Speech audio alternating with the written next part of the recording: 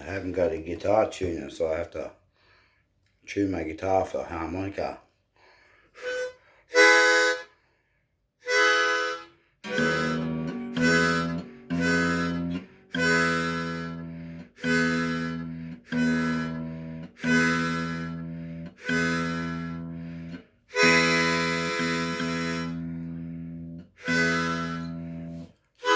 That's close enough.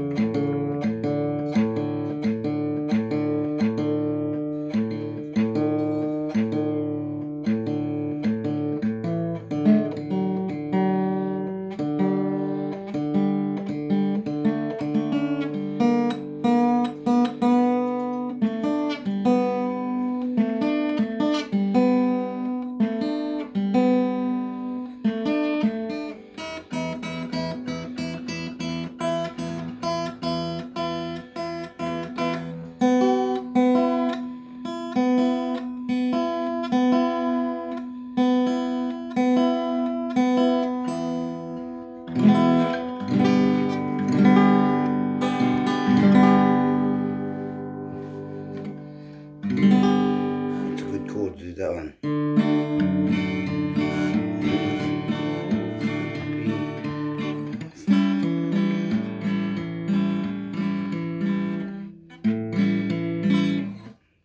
Maybe like a capo or something.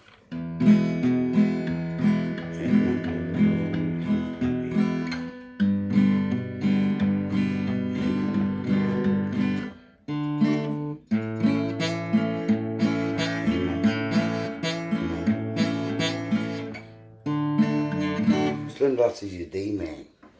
So like, I think if you wanna sing with a high guitar, with a bit lower voice,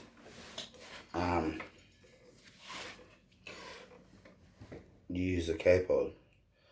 So I've got one there. I've seen you do it before. Try about there.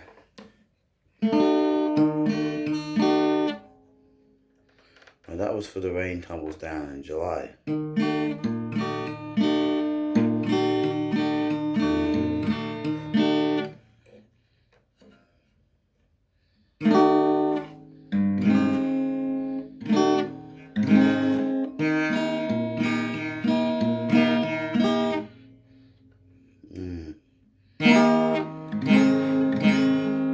No, I don't need that.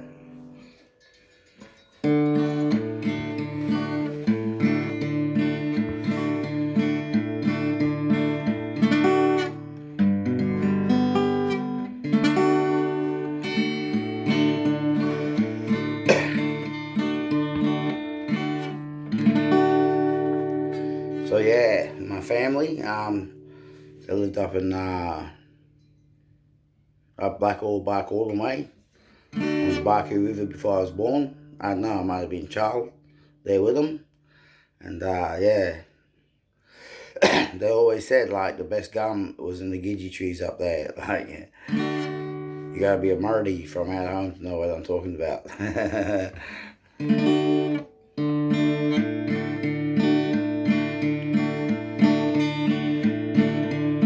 In my little old tin humpy, on a half-acre ground, beside the Barcoo River, about a mile or so from town.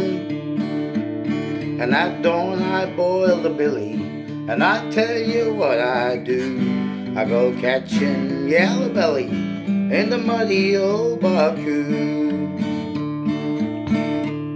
Now I draw the old age pension, and I go a little stuff. I never have much money, but I always have enough. And I've had all kind of pleasures in my younger days, that's true. Now it's catching yellowbelly in the muddy old Barcoo. Oh, you're the lady, oh the lady, oh the lady. You're the lady, hi, you're the lady.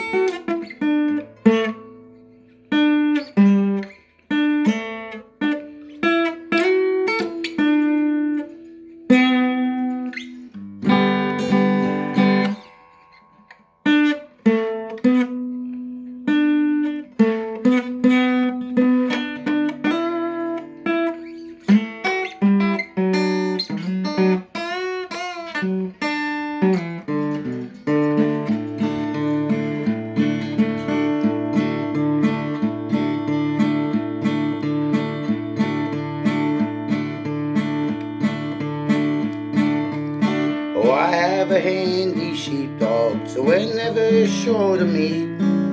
A 22-foot ducks if I want a special treat. And I meet my mates on pension day and sink a beer or two, and it's catching yellowbelly in the muddy old Baku. Now this mad old world is headed for disaster, this I feel, like a car out on the highway with a madman behind the wheel. But there's no way I can change it, and neither friend can you. So it's catching yellowbellies in the muddy old Baku. Old lady, old lady, old lady, old lady, oh hey. Hey, my little old tin humpy on a half-acre of ground beside the Baku River, about a mile or so from town.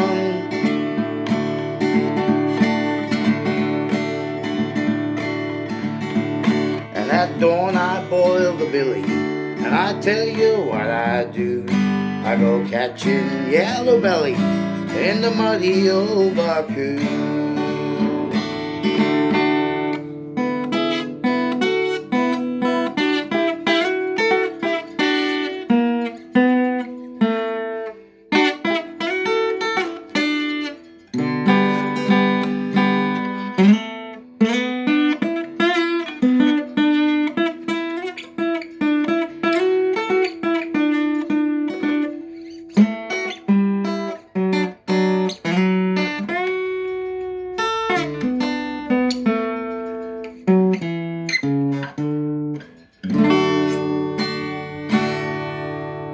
And as Slim said, what a life. Hey, I'll tell you a joke.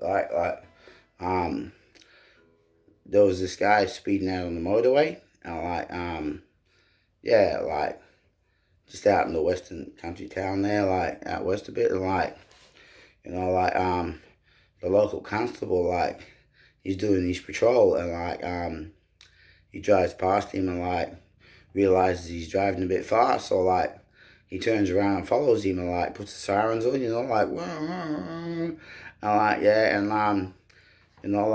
so the guy pulls over in the car, and then the constable pulls up a fair bit of distance behind him, and White Earp jumps out moves his holster and walks down to this guy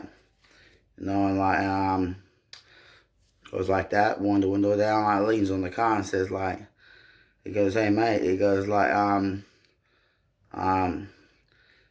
do you realize you were speeding? And the guy looks at him and then he looks back at his steering wheel and doesn't say nothing and the officer, he says to him he goes, sir, can I have your license? And the bloke doesn't even bother looking at him, just only goes, and the bloke says he goes, I haven't got one. And so the officer he gets a bit apprehensive, I think the word is, he goes and before he could say anything else, the police officer the bloke goes, and he goes, and the car's stolen, and he goes, and there's a gun in the glove box, and there's a dead body in the boot. So so the officer reaches in and grabs his hand and handcuffs him to the steering wheel, and then goes back to the patrol car and calls up the sarge from town for backup, and not very shortly after the sarge comes out and he has a conversation with his constable and at the police cars, and then the sarge walks down to this guy and he says, and the guy goes to the sarge, he goes, oh, how's it going, sarge? And the bloke goes, the sarge goes he goes, yeah, pretty good, mate. How's yourself? And the bloke goes that was driving the car, he's handcuffed to do it. He goes, yeah, I'm really good, thanks. Like, what can I do for you? And then the Sarge goes, he goes, may I see your license, please? And the guy goes, yeah, sure, Sarge, no worries. He like pulls it out of his pocket and like gives the sergeant his license, and like the sergeant has a look at it, and like it's all legit, and he passes it back to him, and the sergeant uncuffs, you know, like, no, before he does that, he says, can you just reach over there and open that glove box up? And like he opens the glove box up, like, and it's empty, there's no gun in there, and like, and then the sergeant says, like, just pull the hood for the boot, man, like the lever for the boot for a second, please.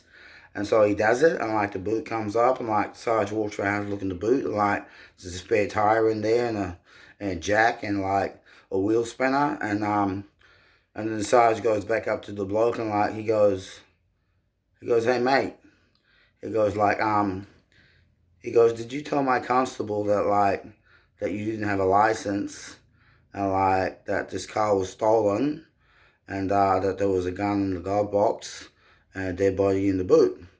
And the guy goes, he sort of looks at him, he goes, what? He goes, I suppose that lying bugger told you that I was speeding too.